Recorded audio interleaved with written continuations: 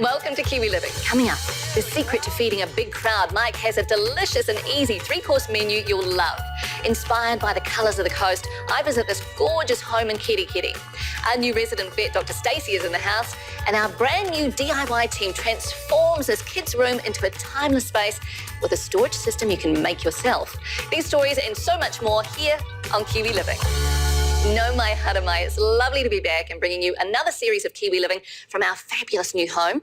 I hope you're at home relaxing with a cuppa or a glass of wine, because our team has been busy bringing together the very best in weekend inspiration. And we've got a few new faces too. You'll meet some of them tonight. I've been on the job as well. I've been inside some of New Zealand's most unique homes, and I can't wait to show you where I've been. But first up, Mr. Mike van der Jelsen. He finally got his wish, and he's left us all here in the New Zealand autumn to find out if it's possible to have a relatively affordable tropical getaway in our new holiday segment. So looking forward to this one. We're doing something new this season. Each of us at Kiwi Living are exploring fantastic holiday options that are close to home. I'm here on the island paradise of Rarotonga, but I'm not here just for the food. I've heard that renting a holiday home could be a better option over going to a resort or a hotel when you got a family.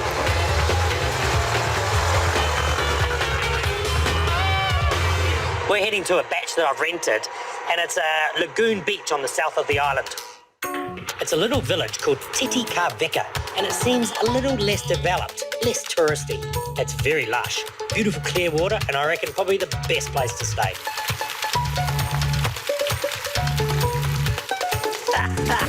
It is bucketing down. But the rainy season is all over now. It runs from December through to March, so it's unusual. But this is paradise. You've got your own beach. Look at it. It's so private. I can look down both sides. I don't see anyone. You could sit here eating dinner while the kids are outside snorkeling, kayaking. This is what I look for when I want a family holiday, just to get away. Pretty cool bedrooms, huh? Get 2 kids in here, get 2 adults in here. And at around $300 a night, it's pretty amazing value. In fact, if you were sharing this with another family, it would bring the cost down even more. And it's great for kids because there's just so much space. And that's why you do the batch thing over the resort, I reckon, for the space. And this is the thing that I really love about a holiday home is that you get your own kitchen. Oh, it's fantastic. And in Rarotonga, one thing to bear in mind is you are allowed to bring food in. Back in the electric tuk-tuk, I need food. You want good food when you're on holiday. It's one of the best things about being away, I reckon. And I've heard from the locals of a place that you can eat fresh fish straight off the boat. Hi, how are you? Good. Pleasure to meet you. Is this your amazing place? This is my amazing little tin shed where we serve out all those fish sandwiches. I've heard so much about your fish sandwiches, and it's all good. The menu is overwhelming. There's tuna, there's mahi-mai, pan-fried, raw, taco style, even sandwiches, and it's all fresh from the boat.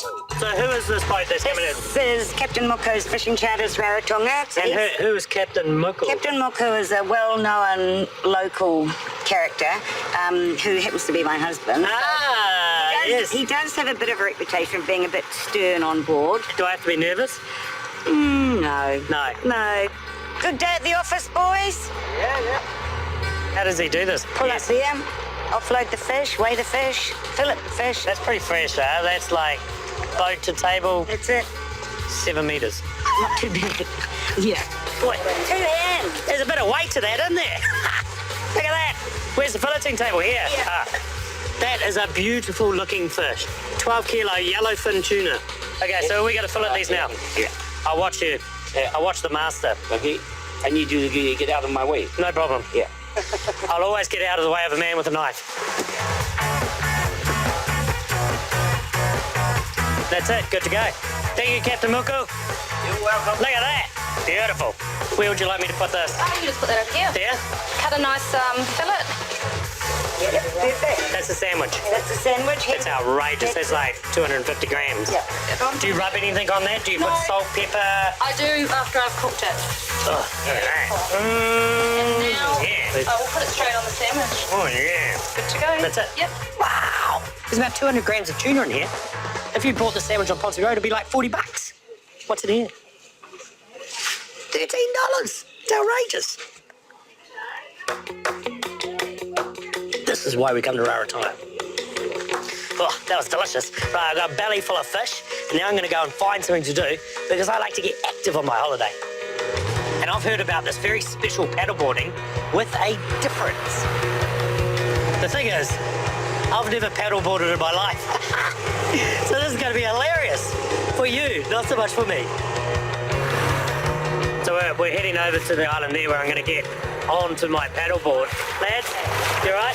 And while it's not deep, it is water. Beauty. Let's do it. Oh, yeah. I hope it's warm, because I'm definitely going in. Oh my Kirana! Welcome to the Motu. Pleasure. How long's your dog been paddling? We got him on the board when he was about 11 weeks old. So, Wow. No fear of the water. No, he loves the water like most Raro dogs. We just push off. You make it look so easy. Got the neon. Pedal up. Neon, hell up. So what's the trick to standing up? Left foot up. Yes. Right foot up. Yes. As soon as you're up, park the blade in the water and start paddling. Left foot up. One up, Right foot up. one up.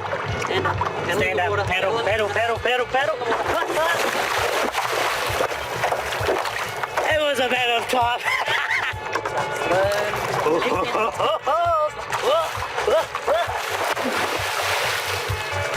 It's really hard. In the lagoon, it's a lot easier to master paddleboarding as a first timer because the sea is flat. And the reason why you want to get so good at this quickly is when the sun goes down, you are upright to experience this.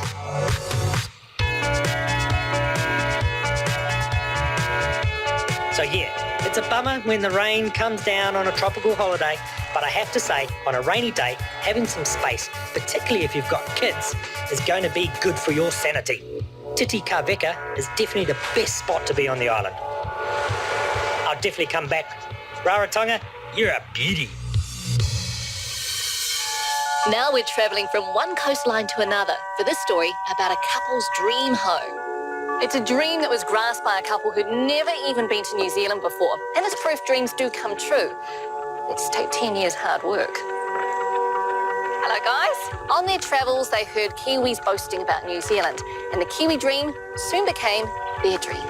As we were travelling, we would meet these crazy Kiwis. And you'd rock up to some bar in the middle of nowhere in Margarita and there'd be a Kiwi. And it completely inspired us to come here. Oh, I'm glad it inspired you and didn't put you off. we had this image of 3 million people like these guys all living in this country. And we were really excited to get here and play. Vanessa and Richard Owen are adventurers. They set sail from the UK and years later, they arrived. But once they got here, the real adventure began. A 10-year mission to renovate a dilapidated old rest home into their dream home. It was a huge project. There was urine-stained carpet and All the carriage the floors. floor had sunk because the original foundations had been just great big stumps of carry which had rotted away. Yeah. But when you looked up and saw those beautiful pressed tin ceilings, the wonderful floors which were under the carpets when we ripped them up, and it sang to me, and it took several visits to actually tick all the boxes. And I could see where it could come, and I knew it would take 10 years. Well, you did. You nailed the quintessential Kiwi dream because you got the villa. Yeah. Can we go inside and have a look? We can. Yeah. Oh, wow. This is absolutely beautiful. Oh, hello, girls. Hi guys. You making our lunch? Oh, really? It looks so delish. So this is the heart of the home, clearly. Family table. Yeah. And your creation, Richard. My creation, yeah. We've Love got it. a friend who says his joints aren't as tight as they could be, but... Yeah. Oh, no. That was meant to be like It's meant to be like that, that's what I said. It's meant to be like that. So you guys might have got off the boat, but you stayed with the water, didn't you? Yeah, I think by choice I'd probably live on the water permanently. And Well, you kind of are, aren't you? well, Just this is as surrounded close as by I could get, especially upstairs. It's like being on the prow of a ship. Yeah. It's amazing. Probably dragged him ashore kicking and screaming. So the way that you've decorated the house, the way you've painted it, you've referenced the sea and the beach throughout, haven't you? We did one room out of a particular green in a kinner, and we took a kinner in colour matched because I felt really strongly that I didn't want the house to end where the doors. So that involved using indoor furniture outside, using outdoor furnishings inside, and then colours that just went straight through. We're always seeing colours and thinking, ooh, I wonder where we could get that somewhere in the house, that special colour that we see in a certain light. So that was just so important to us, not to try and be better than the natural beauty of the land. So tell me about the look of this house. What were you trying to achieve? I think we were trying to achieve easy living. I think that was the most important thing, and wanted somewhere that, back from the beach, sandy feet, that all those things that you bring in when you come back from a day on the water wouldn't show up. We sort of went through wanting the floors to be done in satin, that all the linens would be natural, and that it would sort of get better with age. That was really important to me, that Millie, who brings her horse into the kitchen occasionally, don't ask me why, that if she brings the horse into the kitchen... Pictures of the horses we have got pictures of the horse in on this this kitchen. tile floor. On this tile floor. So just things that will look better as the time goes on. Didn't want it to be a show home. But this looks like it would cost a bomb. We've not spent as much as it probably looks. We've done it all ourselves, so there's a huge labour, obviously, saving on that. And there were techniques that we used that could be done by anyone, really. So you guys were the ones hammering and painting and plastering? Yeah? All the way through. Tiling. Richard's tiling. It was $160,000 to move this house here. Yeah. To get it looking like this? Probably about 100,000 more over the last 10 years. I would think we would have dribbled in probably 10,000 a year. I mean, it is amazing what 10 years of hard labour will get you. Grey hair. Grey hair. Exhausted. 4 children. I think we worked too hard. Is there something that's just been catching my eye? What is that down there? That's the beach huts. We'll show you them. Come on. Yes.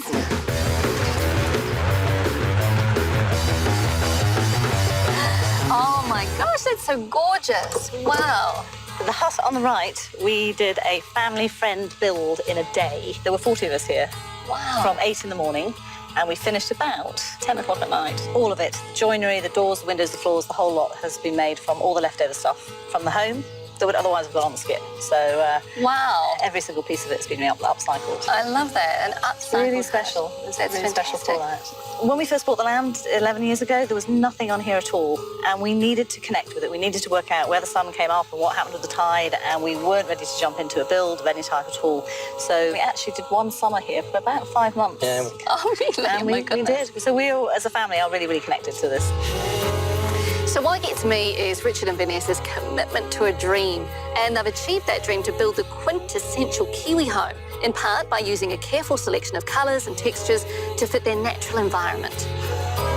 And it's clear Richard and Vanessa love New Zealand, and they've achieved their dream not just for themselves, but for others to enjoy too.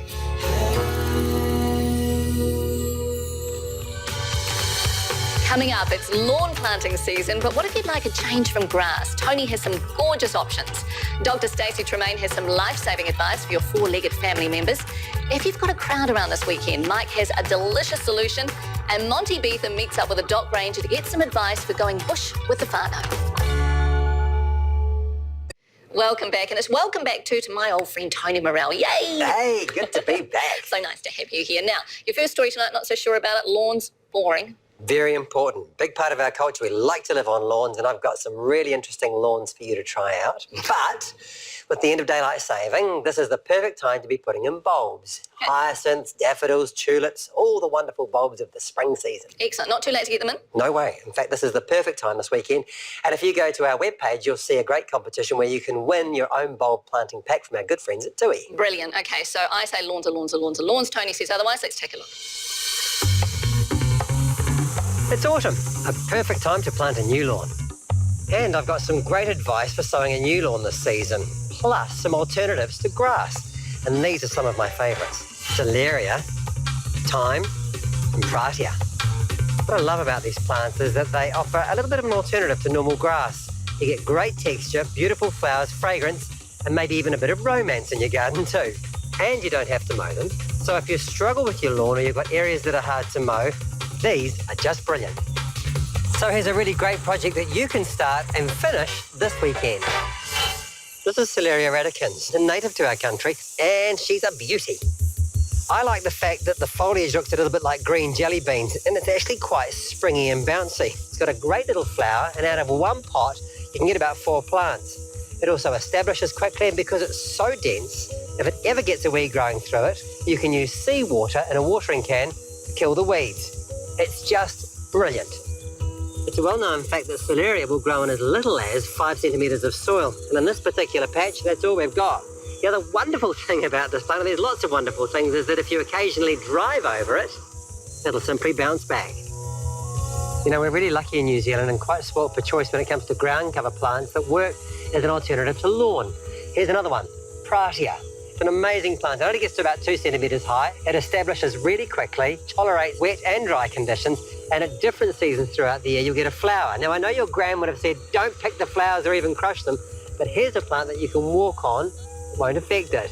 And then if we go down the exotic path, thyme is a real classic. Not only does it smell great, lovely underfoot, and it has a lovely smattering of flowers all the way through summer. Now, unlike the native plants, the thyme prefers good free-draining soil. It loves it hot and dry, so it won't cope with wet feet too much through the seasons, but it's a good doer in both South Island and the north. Nice, no-mow alternatives to lawn. These 3 ground cover choices, the Celeria, the thyme and the Pratia, are great for these hard-to-mow areas of the garden. They're a good choice. So now you know there's some great alternatives to lawn. However, when you start working it out cost-wise per square metre, it can start to get a bit pricey. So let's go back to the good old-fashioned grass. And in this particular spot, there used to be a sandpit, and that needs patching. And right now is the perfect time to be sowing a new lawn. So I'm only patching a small part of the grass today. However, if we were to make the grass look really, really beautiful around here, we would need to first lift the existing turf, or you could use a herbicide, and you'd need to do at least 3 applications, rake off all of that dead grass, and then start on with the preparation mix, and then we can start seeding. So where the sandpit used to be, which is just here, all I've done is made sure there's good drainage, filled the void with garden mix, and now it's time to go and put the prep mix over the top. Applying a 25 to 30 millimetre layer of 2E lawn preparation mix will add a base layer of essential nutrients and fertilisers. So level off the soil, slightly dampen it down, and then we're ready for seeding. I'm using 2E Super Strike Stadium Blend lawn seed. This is a small patch, but you can actually do the entire area. There's enough in the pack to do it. It's winter active, so it means that you get a superior lawn all year round. Always a good idea too to sow seed on a fine day, north to south, east to west motion.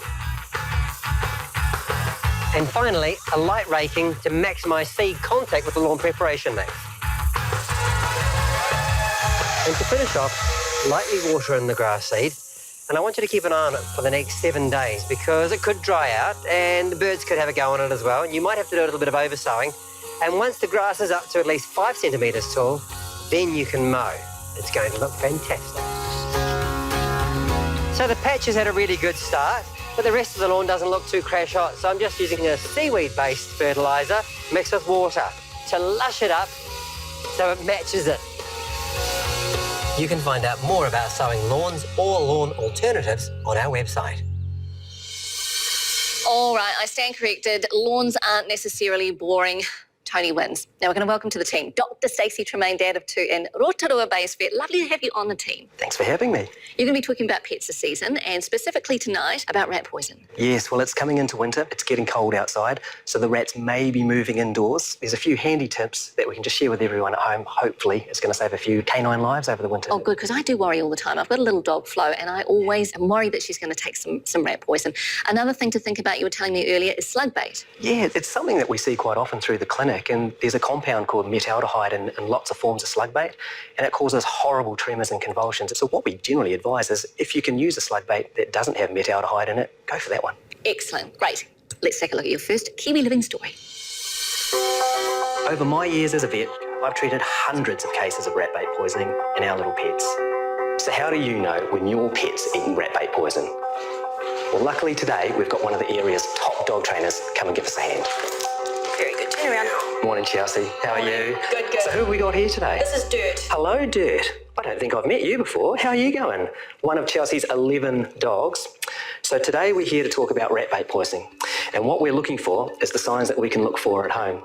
Chelsea, do you know much about rat bait poisoning? I do a little bit. We haven't had any instances at home, but obviously vomiting and lethargy and just drooling, tight stomach, all that kind of stuff. Yep, you're absolutely spot on. Cool. And those are the main signs that you're going to see at home, particularly in the early days, just that lethargy, not quite right. We're going to show you a couple more that you may be able to see at home, which is going to give you the indication you should be calling the vet straight away. We're going to gently just bring the lower eyelid down. And what we're looking for is this beautiful pink colour. Dirt, yours amazing. We're also looking for the white of the eye.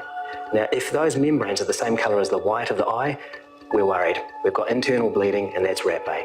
The other part we're looking for is to look at the gums. So if we gently lift your lip there, Dirt, beautiful pink gums, beautiful white teeth. Cool. If it turns a white colour, white going back to pink, if that is white to start with, That's the colour you're looking for to indicate that you've got a circulation problem.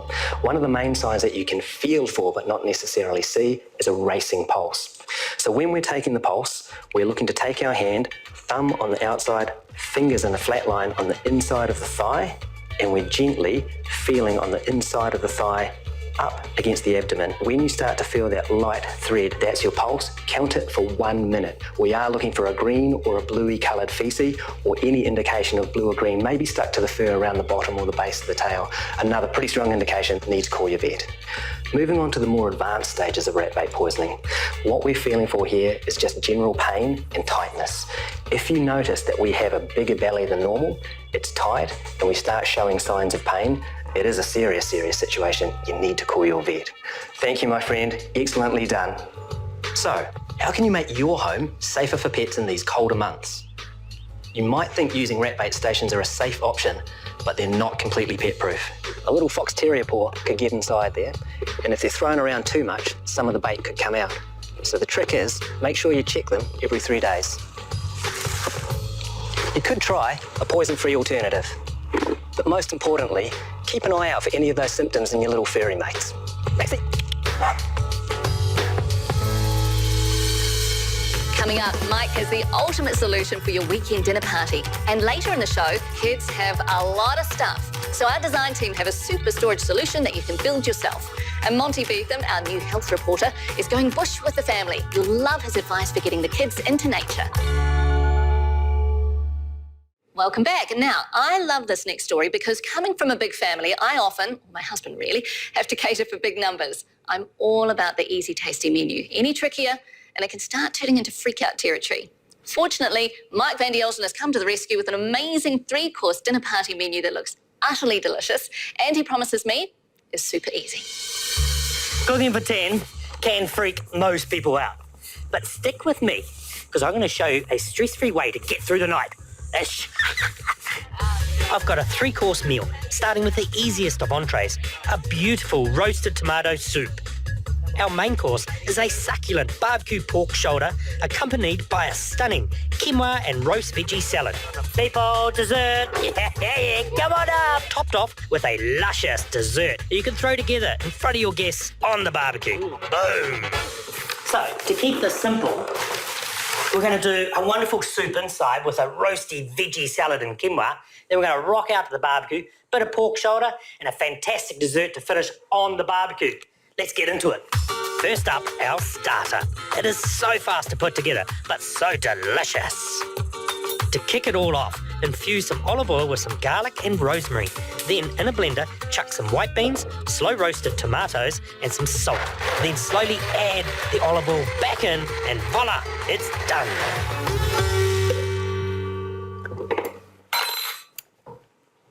Delish. That's it. First course done. Told you it'd be easy. Now for the hero of our dinner for 10, a juicy, flavoursome barbecue pork. Look at that. That is a beautiful pork shoulder that's been boned out. I know what you're saying, it's a big piece of meat. And we sometimes get very nervous when we cook big pieces of meat, but let me show you how to do it. The thing to be wary of is, say if I roll this up, like so, and you've got this big monstrous piece here, and this little thin scraggly bit at the end. This is going to take a lot longer to cook than this. So what you need to do to ensure that it all cooks perfectly, evenly, and at the same time, is we need to butterfly it. It basically means to cut this and fold it down into here so that the entire piece is the same thickness. You then roll it up, cook it on the barbecue, and it all cooks at the same time. First, you cut outwards on both sides to create 2 flaps of meat that open to the left and right side, like a butterfly, baby. Then, smother the meat with Dijon mustard. Don't be shy. A little bit of salt and pepper and some freshly chopped parsley. Ooh, look at that. That looks great. So I'm just going to tie this now. The thing is, you don't need to do any fancy butcher's knot. You just need to tie it so that when I put it on the barbecue, it ensures that it cooks evenly. Beauty. Look at that. What we're going to do is we take this big piece of pork and I lift it onto my rack. So I've got a rack here that helps keep the pork off the bottom of the roasting tray. Inside the roasting tray is some water and some lemons, which just add to the flavour. Put tin foil over the top. Shut the lid down And that's it. One of the last summer barbecues. In about an hour, remove the tin foil and add a little more water if it's evaporated. So this meat has been cooking for about 2 hours. And it's at this point that we start to wonder, is it cooked, is it not? That's where one of these thermometers come in handy. Pop it into your meat. For pork, I'm looking for about 60 degrees. That's almost perfect. Bang on. Pull that out. Out you come, my little porky. Look at that. Doesn't it look delicious? The thing about putting water into the tray is it keeps the meat plump and moist. See, there's virtually no shrinkage. You got a little bit of colour on the outside, yet it's still full. So we can let that rest. I don't know, 20 minutes would be absolutely beautiful for this size meat. And now for the gravy. You've got these lemons which have been cooking in the bottom of the roasting tray. Pull them out with a pair of tongs. You just want to squeeze everything out of the inside of those. Extract maximum flavour out of these lemons. Now for that magic ingredient, butter. Whisk it in and the gravy is done. How easy was that? Party time. This salad is the perfect side dish for feeding a crowd and a delicious partner for our pork. I've got my soup done, got the pork done, and the gravy's done. Now it's time to get into the salad. And I just love the salad. It's so versatile. Just roast any veggies that are in season and then combine it with some quinoa. If you haven't tried it, now's the time to get into it because it's delicious. And it's so nutritious. Just chuck some of this into a bowl. Then add your roasted veggies and just give it a good mix through. I like to roast my veggies with a slurry of herbs, garlic, oil, and a little sea salt. Yum! And for the dressing, just combine some lemon juice, miso paste, freshly chopped mint, and coriander and mix. Dressing done. Hey, how are you? Are you well? Let's get this party started. Grab one of those, pop that onto your plate. Delicious. Oh, coming on in, people. Oh, yeah, look at that. We cooked the whole thing on the barbecue, and as you can see, it's just cooked. Yeah, can't wait. Thank you. There you go, sir. Okay, grab some salads, people. Right. You got beautiful quinoa roast veggie salad there. Some green salads on the end. Oh, yeah. The dressing makes it. Now for the tastiest and easiest dessert you've ever eaten. I just love this dessert because the thing is, you don't have to leave your mates because you can cook it on the barbecue. So first up, take some grapes. I've just put a little bit of olive oil into there.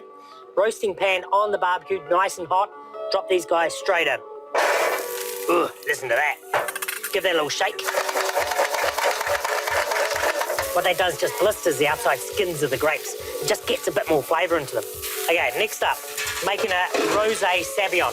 I'm using rosé, but you could use any wine. In here, I've got the rosé wine and a little bit of sugar.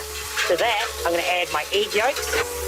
Pop them in. And then you can't do anything else. You just got to sit here and whisk this guy. Because what's going to happen is you're going to slightly cook those egg yolks. And you'll end up with these lovely aerated, almost like a hollandaise.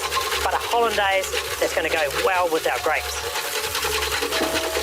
Yeah, all done. People, dessert is up. Come on up. Grab a plate. Put some little crushed up ginger nuts on there.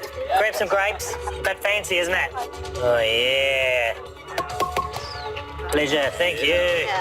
Come on, lads. Come on. So that's it. A delicious 3-course dinner for 10. Now, what are you waiting for? Get to our website for the recipes. I'm off. I've got to go wash the dishes. I do everything for you. Coming up, it's makeover time. Our Kiwi Living design team transform this cluttered kids' room into a timeless space. And later, I'm catching up with our new Kiwi Living fashion expert supermodel, Kylie Becks. Welcome back. It's makeover time, brought to you by our brand new host, builder extraordinaire Dion South and Melissa Greenoff. Now, Dion specialises in building renovations, which is right up our alley here on Kiwi Living. And Melissa is an award-winning interior designer and also a real estate agent. You are going to love what these two do in our next story. Let's take a look at our very first interior transformation. Kids' bedrooms. There's two big things about them. They have a ridiculous amount of stuff and kids don't stay kids forever. So this is it? Well, crikey, Melissa. Well, what's swirling around on that head of yours today? So this room is for two young girls, but I want to make a timeless space so that they can grow into it. So they'll love it now, but with just a little bit of tweaking, they'll still love it when they're 14 or 15 years old. Storage. This is where I'm going to need your help. Looking at this, It's a shambles, isn't it? It's a shambles, I agree. And kids need ample storage. They need a nice, quiet space where they can settle down and do their homework. We need to build a substantial storage unit. But when you say substantial, I get nervous. I really do. How substantial are we talking? We're talking wall to wall, ceiling to floor. It's a big task. You'll do anything for me. Come on. Well, I know you will. Let's see how we feel at the end of the day. Hey? Okay, let's do it. Let's strip it. Let's get on with Let's it. crack on. When you're doing it yourself, it's tempting to work around your belongings, but save some heartache from spilled paint on furniture or banging into things. Just clear everything out and get it back to a blank canvas. So I want to do some wallpaper in this room, Dion. You're going to do the whole room? We are going to do We? one wall. Big fat stripes? Yeah? You know why I've chosen big fat stripes? Why's that? Is because big fat stripes always stand the test of time. Sure. If you go for a colourful, busy pattern, you're going to get sick of it. But big fat stripes are timeless. And we're going to use this as the base for all the other colours that we're going to introduce into the room. Okay, so are you expecting me to hang this wallpaper? We are going to pay for this room together. I'm no expert. You don't have to be an expert to hang this. The beautiful thing is you can glue the wall and stick the paper onto the wall. Like it's it. from the Guthrie Barron Elegance range. Nice. And it's got a special surface on the back that doesn't expand with moisture. So it's very easy to just glue it onto the wall. I don't want to cock it up. I feel bad. I'm nervous, Melissa. Okay, so lift it up and move it slightly to the right because I can see a little white space going through there. Just like that. Look at that. Yeah. Nice. Beautiful. So what's the trick with matching paint with wallpaper? Well, if you're doing a really dominant wallpaper, I think the key is to pull a colour from that palette. Yeah. In this case, I've chosen the lighter colour, so we're going to go with a really beautiful pale grey. And it's a great low sheen Guthrie Barron product. Yeah. It's called Hazy Grey Day, which is kind of like that name. Could be a racehorse. It could be. It could be a racehorse. It is really great because of the low sheen. It's quite easy to wipe down. So it's user-friendly, especially for a kid's bedroom. Ideal for kids' bedroom. Right? For the trim, we've chosen a hard-wearing acrylic enamel white paint called Guthrie Barron Concord. It's washable, water-based, and low odour. Now we're ready to get the storage unit made. If you give this a go at your place, remember to use the whole wall from end to end and as high as you can go. This will give the room a more finished look and the illusion that it's a much bigger space. I like using MDF because it's cheap, easy to cut, it's easy to sand, and it's paintable. Now, I'm making this storage unit made to measure, and that's what you'll be wanting to do at your place. So I've got all the tips you need on our website. Hey, this looks great. Do you like my handles? They actually remind me of the straps on my Roman sandals back in the youth. They're really hot right now. Oh yeah, we better get them on before they go out of fashion. Be choosy with handles. They can make a cupboard look instantly contemporary or old-fashioned. It's time to get this baby installed. We've added a little study nook. A comfortable height is generally 750mm off the floor, but it could be a dressing table or you could add more shelving. That's the beauty of these units, their versatility. Okay, so what's the verdict? She's slightly out of level, Melissa. The little trick I had up my sleeve is I got these little wee MDF packers here. Okay, so I'm just going to use my ruler and my chisel. I'm just going to slide that little packer under there, gently lower it down. It's looking good already, Melissa. We'll do the same on this side. So this little trick of yours is going to stabilise the whole unit. Yeah, it certainly is. You like I that? love that such a small little thing can solve such a big problem. Yeah, that's good.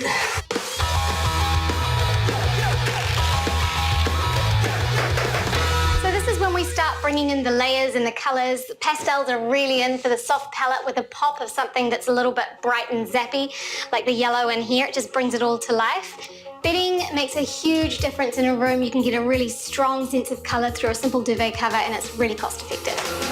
So our neutral base means that we can make this room work for two little girls, but it's so easy to change all of these adornments out. There are so many cool baskets out there right now, and they're a great solution for extra storage. Voila, look at that. Perfect. So our open storage shelves have now been replaced with Dion's fabulous storage unit. The cupboard doors hide any mess, and the fresh Concord white paint makes the room so much more cheerful. On the other side of the room, the wide striped wallpaper is elongating the space, so it feels bigger, and you can imagine this room being easily adapted for a teenager, or even a guest room in the future. Wow. Transformation, isn't I it? think we've done wonders. Look at it, it's clean, it's tidy. Everything's put away in this substantial storage unit, which is amazing. I love it. They've got their cozy little study. They can do their homework here. It's a multi-purpose storage space. It looks clean, it looks stylish. I was a little bit concerned with the thick stripes that you went for, feature wall, but I think done well. Yeah, so just a good neutral base. And again, it's about bringing in those accessories and letting them shine. And they're a lesser cost, so you can flip them out. And again, it's going back to that, take your child from 7 to 14 and all you have to do is change out a few pillows, but the base is good. I love it. I think the kids will definitely be able to grow into this space for a long time to come. I'm stoked with it. Coming up, Monty gets some tips for going bush with the whole family, and supermodel Kylie Baxter's in the house. Welcome back, and Mr. Monty Beetham, welcome to the team. Thanks, Minnie. Very excited about being part of the team. Oh, great. I'm so glad you're here. You're going to be handling health and wellbeing for us, which is, of course, right up your alley. Look, very passionate about health. My sister and I have set up a foundation dedicated to the fight against youth obesity, and that's the Steps for Life Foundation. What, getting the kids out into nature must be a priority for you. When's the last time you've been for a bushwalk? Oh, my goodness. It's probably school camp. And I think you're not alone. A lot of you people are saying the same thing, which is a travesty because we've got such beauty on our doorsteps, and why don't we take advantage of that? Why don't we? Why don't we take a look at your story? What if I told you there's an activity that not only gets you fit, but also improves your concentration, your sleep, and your mental well-being? It reduces the stress levels and also helps you fight off all those nasty illnesses out there. What is this miracle activity? It's walking in nature. As Kiwis, we're fortunate to have easy access to nature walks right on our doorsteps. But if the prospect of taking the whole family on the bushwalk fills you with dread, then listen up. Doc Ranger Alice Hosted is with me to share some tips on taking a walk on the wild side to make it a fun family experience rather than a fiasco. Well, Alice, as a family, what do we have to think about when we're picking the walk that is right for us? The first thing you can do is have a look on the DOC or council website. Have a look at the tracks you want to do. See if there's a sign that kind of indicates whether they're good for the little legs. So there's a small person and a big person next to the walks that are a little bit easier, and that's a pretty good indication before you start. Another cool thing to think about is kids really enjoy tracks. They're a little bit more adventurous. Flat is a little bit boring. So look for things where you can clamber over dunes or through streams. That kind of thing just makes it a bit more adventurous. Oh, maybe adventurous for the kids, but for me as a parent, I'd be crazy because my son loves parkour and I could just see him running through the bushes. What are the rules in terms of going actually in the environment itself? So looking after our nature is also key. So when there's a track, stick to it. And it's also just about safety, so keeping them in your line of sight, and by sticking to the track, you're going to do that. Let the kids do the exploration. Give them a backpack and make it into an adventure kit. So some of the things I have in here: binoculars, pretty self-explanatory, but don't leave home without them, and digital camera. Great idea for taking photos of things as a record, and also to help with the learning.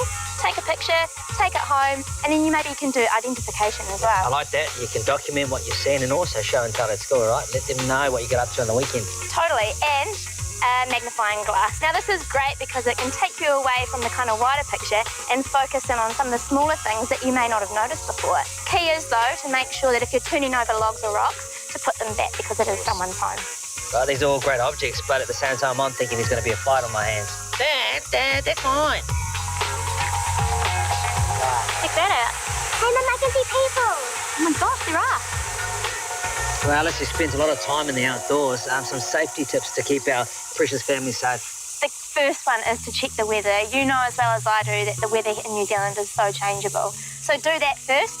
Carry a basic first aid kit. Make sure you bring layers and preferably not cotton. Dress your kids in bright colours. That way you can see them at all times. No camouflage? Probably not the best idea. Sorry, Riley. No Bright camouflage. colours. We can't fence off every waterway, every drop, every little risk that there might be. So it's important to make sure you have them in your sight at all times, but maintain that sense of adventure. Look, family's important. It's a fun day out going for a walk, but what if someone gets lost? I mean, that's serious stuff. Key to drill into the kids from a young age that if you get lost, stay put and make plenty of noise and someone will find you soon. And it's always a good idea to give your kids something to look forward to, an incentive like maybe a picnic or a swim or somewhere to play. What about bribery? Always works for my kids, good old-fashioned money. Yeah? Hey guys, we made it. How are you? Was it fun? That was great. It was awesome. Yeah. What did you get up to? We took lots of photos at our house. Yeah. Did you scare Mum and Dad, maybe? Yeah. Yeah. High fives all around. Unless it's blowing a gale, why not give this a go on the weekend with your family? Looking good, a little bit closer. Remember, for the info on tonight's show, go to our website. Our website has everything you need to know. Wow, Monty made that look really appealing. I'm kind of surprised. I'm sort of into this, I've never thought of myself as a bushwalker. You never know. Don't tell my husband. But you, bushwalking? I love bushwalking. My dad used to take me when I was a kid. Oh, wow. It's kind of a surprise because we always think of you as Kylie Bax, internationally renowned supermodel, and now on Kiwi Living. Fabulous to have you with us. Are you having fun? Really good fun. Oh, good. I get to work with so many great, wonderful people and just transforming their whole look. And it's inspiring. It's inspiring for me as well as for them and the friends and family. Oh, the reactions that I get. It's just wonderful. It's brilliant. Oh, I bet it is. I can't wait to see your first story. And it's a bit of a tease, actually, because it's not until next week. But we are really looking forward to seeing this. That is it for tonight. It's been great to share this last hour with you. I hope you've been inspired with ideas and have a wonderful weekend. And Kylie and I will see you next week. Ko Marie. Next week on Kiwi Living, Mike is in the kitchen with some fantastic ideas for dessert. This Mount Eden home had a unique problem which became a very unique feature. Monty is here with some great advice for insomniacs. Tony shows you how sophisticated native planting can be. And of course, Kylie Bax's very first fashion consult. You will love this transformation. That's next week here on Kiwi Living.